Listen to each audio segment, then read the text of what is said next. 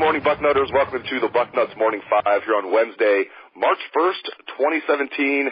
I am Dave Biddle, and I am joined by my man in Amsterdam, Heath Schneider. Bucknutters, you, of course, know him better as Heater. Heater, very good morning to you out there in Vegas. I know it's early out there, but good morning to you out there.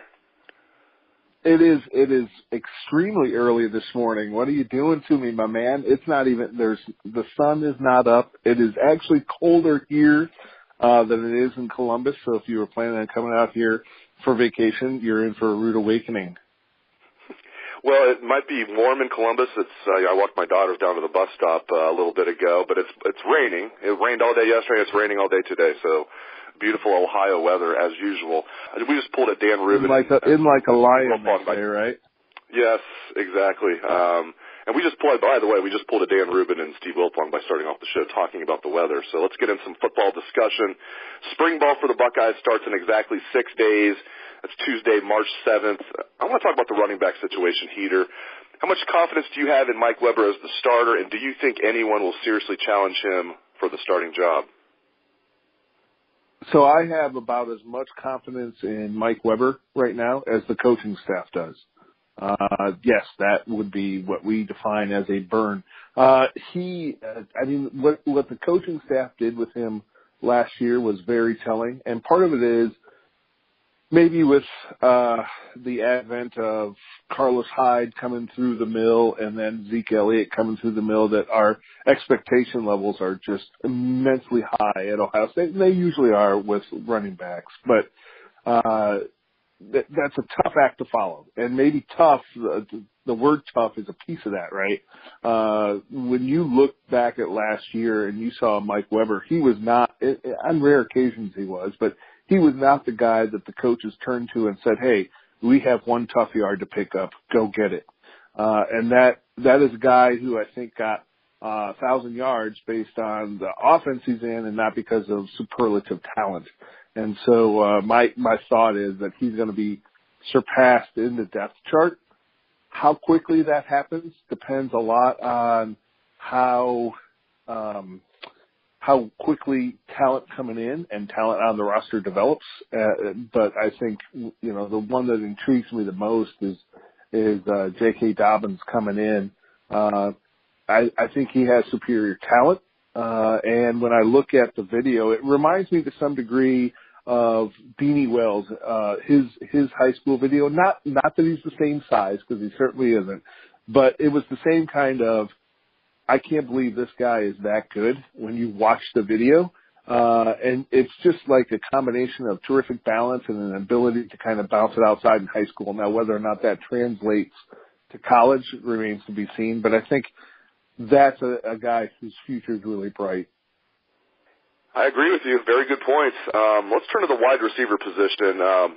Ben Victor's one guy I think everybody knows is going to step up. In addition to Victor, who are some wide receivers that you expect will step up in a big way for the Buckeyes in 2017? By the way, Victor's the guy that I think everybody in Buckeye Nation really wants him to be the guy, right? Given solely on his size. And the advantage you can get out of that. I would love to see KJ Hill step up. He had the first catch of the touchdown catch of the year for the wide receiver core, but it was against Bowling Green. And what does that say, right? I mean, Bowling Green doesn't exactly win you hardware. I think he has a shot, but it's narrow. But when I think about the wide receiver position in 2016, I really think back to 2012 in Urban Meyer's first year, and remember how he lamented about the wide receiver group, and I may be paraphrasing a little too loosely here. Essentially, he wound up being a good high school level talent, or at least execution on the field, and that reminds me so much of what it was like in 2016 with all the sit-down routes, and there's no fluidity in the passing game, et cetera. I think a piece of that is really coaching, which hopefully has been addressed with the hiring of the new offensive coordinator. And I think you're going to wind up seeing you're going to see wideouts running real routes. I mean, to kind of borrow from the Princess Bride, inconceivable. But I think KJ Hill's a guy that I want to really see step up this year. He has a shot. It's narrow given the talent that's coming in, but I'd love to see that guy move forward. Switching to defense, I am really intrigued by the middle linebacker situation. I've mentioned this on the show previously. Alex Gleitman is hearing there's a chance Chris Worley could move to the middle. So that's intriguing. I wonder if he's stout enough to play there. I want to get your thoughts on that. If Chris Worley does move to the middle, if you think he can get the job done there. Maybe some other guys that you think might be in the mix, whether it's Tough Borland is a redshirt freshman. I know J-Book said he thinks Malik Harrison might get in the mix there. They might have to move a guy who's an outside linebacker like a Chris Worley or a Malik Harrison to the middle. Just break down the middle linebacker position. How do you think it's going to shake out? So thank you for mentioning Borland. He's the guy that I think has a real shot. And I'm happy to eat my words on this, Dave. My belief is that Chris Worley would be playing well out of position at middle linebacker. And I would also state if he is the starting middle linebacker, that is problematic for Ohio State, not for opponents. And so it's the exact opposite of what you want, right?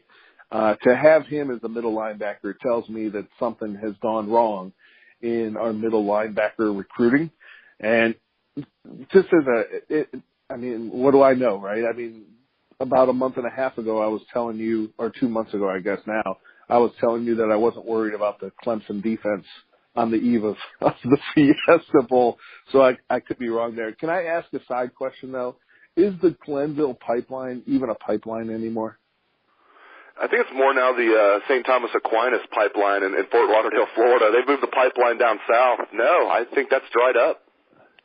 Yeah, I mean, it's flowing about as much it's flowing about as much as a dry river or washout here in Las Vegas, which means it's not flowing at all. Don't get me wrong. I mean, Worley, good guy, etc., but he's not the answer. He's just not. I do want to point out, people are probably wondering, are you guys forgetting about Marshawn Lattimore? No, we're not forgetting about Marshawn Lattimore. Also, Eric Smith is still on the team. We're talking about, it used to be every recruiting class had like two guys from Glenville in it. Like that was the pipeline. You know, we know that there's still guys on the team, a couple of seniors, fifth-year senior Chris Worley, like I said, and a senior in Eric Smith, and Marshawn Lattimore is going to be a first-round pick, and they're all from Glenville. The point is, we used to get, 2 or 3 of those guys per year from Glenville, so that definitely has dried up. I do like that. Yeah, but I do like that St. Thomas Aquinas pipeline. That's a good one to tap into. All right, switching to basketball real quick. Ohio State's basketball team with a 71-70 win at Penn State last night. Jayshawn Tate had a bucket with 3 seconds left to put the Buckeyes in the lead. Ohio State is now 17-13 overall, 7-10 in Big Ten play. They will close out their regular season schedule at home against Indiana on Saturday.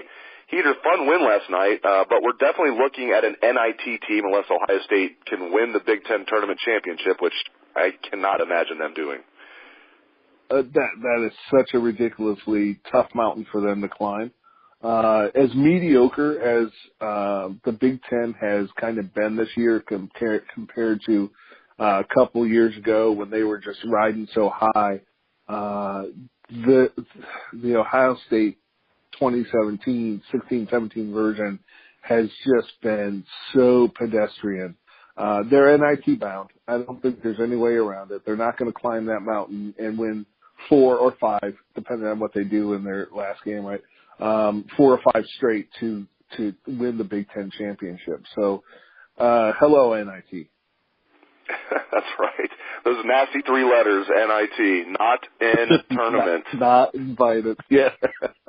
Not exactly. in tournaments. Exactly. All right, let's close with some recruiting talk. Jaelen Gill, this is a kid that's been on Ohio State's radar since he was like in preschool.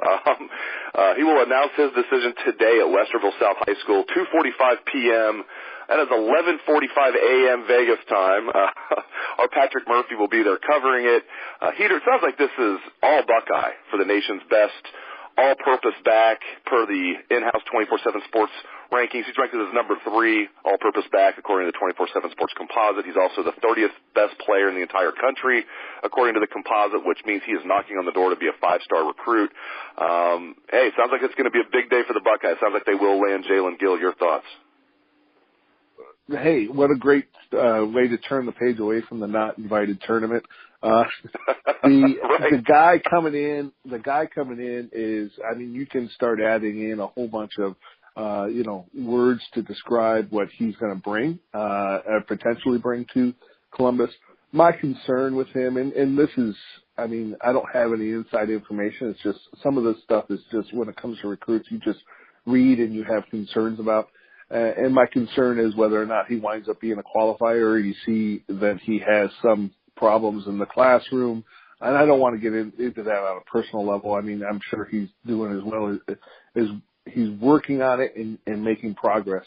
I just hope that for all those high school athletes out there that they are taking their studies seriously. We see it with Johnny Dixon. The talent is your meal ticket right now, but a couple of knee surgeries away from wondering what your future in football is, and you've got to have the book smarts to keep going in life. So it's going to be a huge get for Ohio State athletically. I'm absolutely convinced of that. I hope that on a scholarship kind of level and a more student side of the student athlete, the guy applies himself and gets himself right.